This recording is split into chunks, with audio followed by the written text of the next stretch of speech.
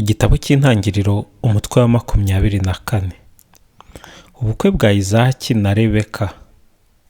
Aburahamu yari umukambwe ageze mu zabukuru, kandi Uhoraho yari yaramuhaye umugisha muri byose. Aburahamu abwira umukuru mu bagaragu be wategekaga ibintu bye byose, ati shyira ikiganza cyawe munsi y'ikibero cyanjye, urahire Uhoraho Imana y'ijuru n'isi ko utazashakira umwana wanjye umugore mu bakobwa b'Abakanahani dutuyemo, ahubwo uzajye mu gihugu cyanjye, mu bavandimwe banjye, abe ariho ushakira umugore umuhungu wanjye Izaki.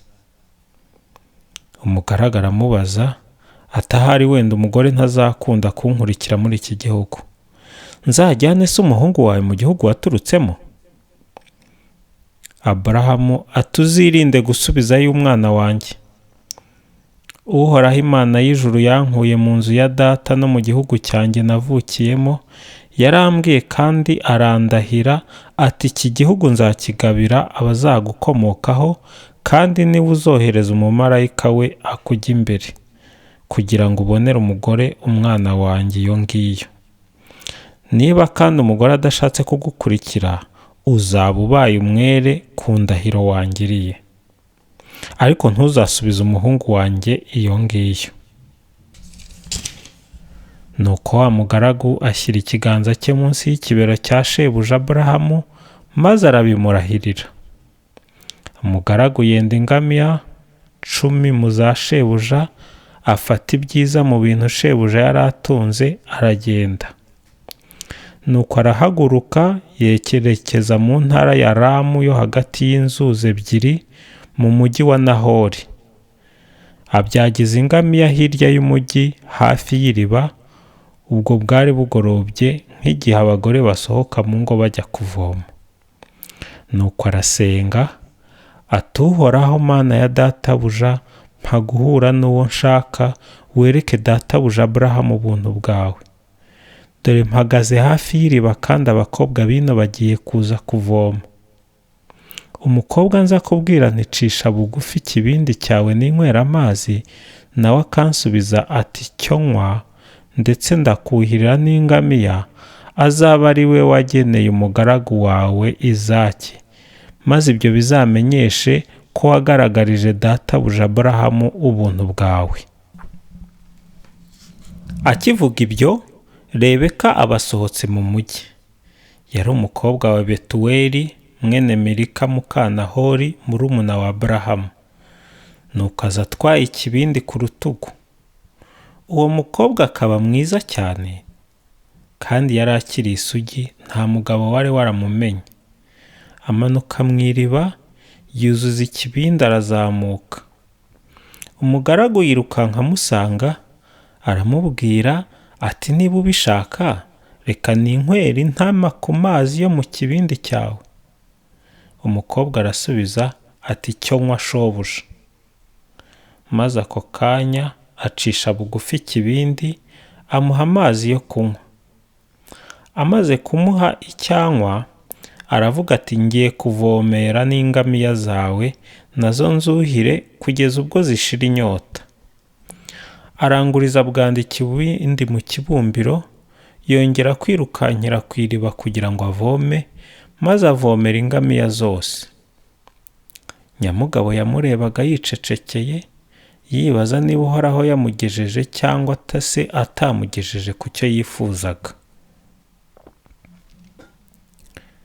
Igihe ingamiya zimaze kunywa, wa mugabo afata impeta ya zahabu y'umuremere w'igice cy'isikeri, arayimwambika, naho ku maboko amwambika ibitare bya zahabu y'uburemere bw'amasikeri 10.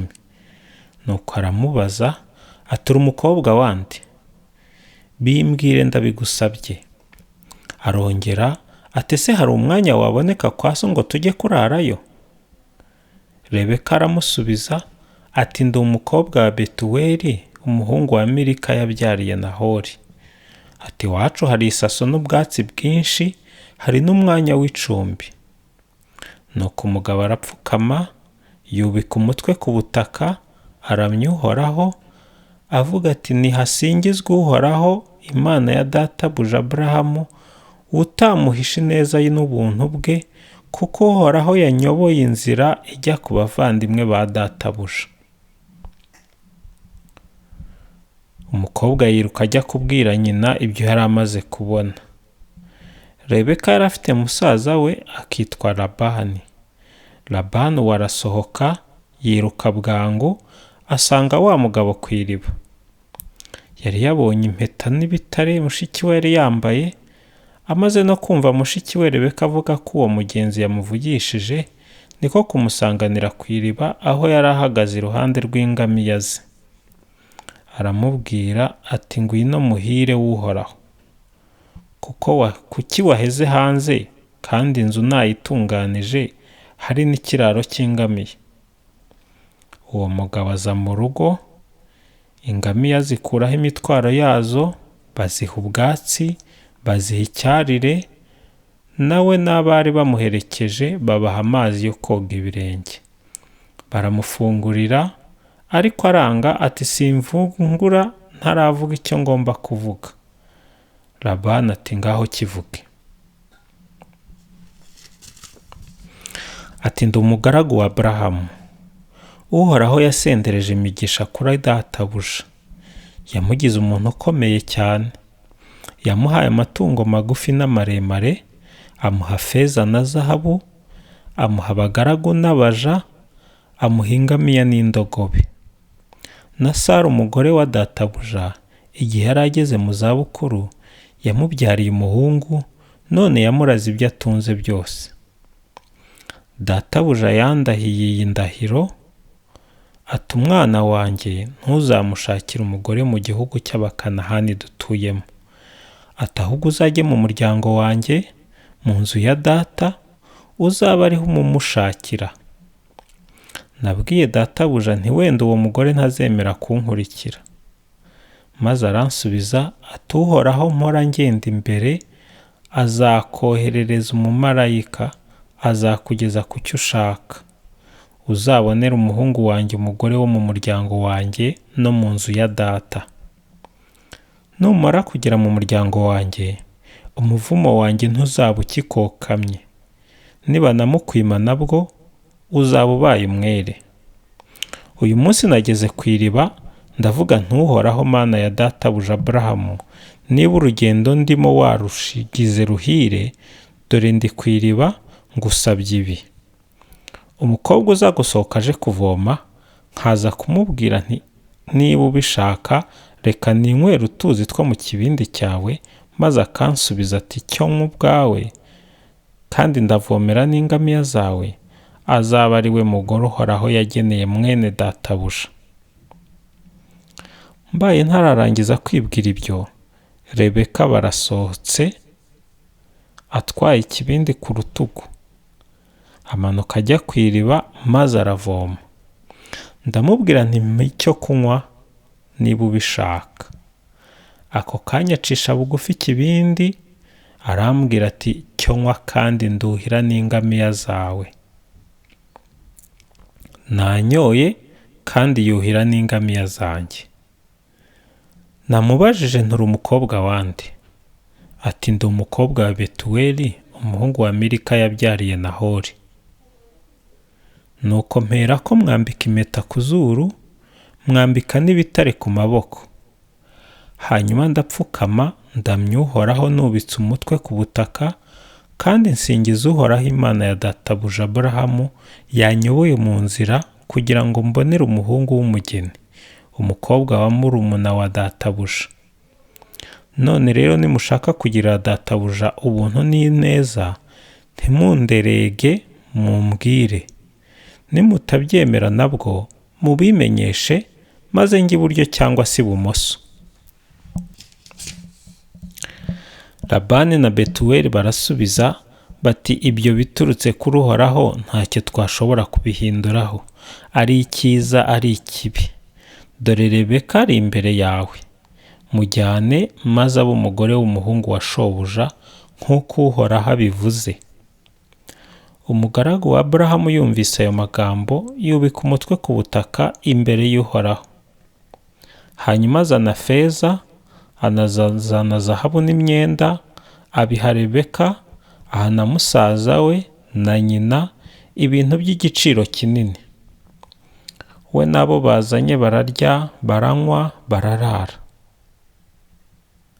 Bukeye mu gitondo bamaze kubyuka, arababwira ati nimunsezerere nsubire kwa databuja. Musaza w'umukobwa na nyina baramusubiza bati umukobwa nagume hano hamwe natwe iminsi mikeya, mbese nk'iminsi 10, hanyuma azabone kugenda. Arabasubiza ati mwintinza, kuko Uhoraho yampaye urugendo ruhire, nimundeke ngende nsubire kwa databuja. Bati duhamagara umukobwa bwa noneho tumubaze icyo atekereza. Nuko bahamagara Rebeka, baramubaza bati turashaka kujyana n'uyu mugabo. Arabasubiza ati turajyana. Nuko bareka umwana wabo Rebeka aragenda, hamwe n'umuja wamureze n'umugaragu wa Aburahamu n'abantu be.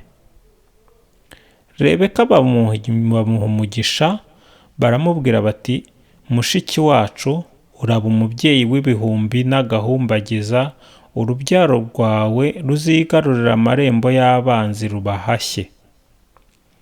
Rebeka n'abaja be barahaguruka, burira ingamiya, bakurikira umugaragu wa Aburahamu. Nuko uwo mugabo afata Rebeka baragenda. Ku kagoroba Izaki aza aturutse ku iriba rya Lahayi Royi. Icyo gihe yari atuye mu ntara ya Negevu. Nuko kuri uwo munsi mu kabwibwi ajya gutembera mu gasozi, ngo yubure amaso abona ingamiya ziraje.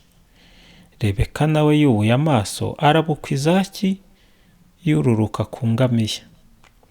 Abaza umugaragu wa Aburahamu ati uriya mugabo uri ku musozi uje tugana ninde? Umugaragu ati ni databuja.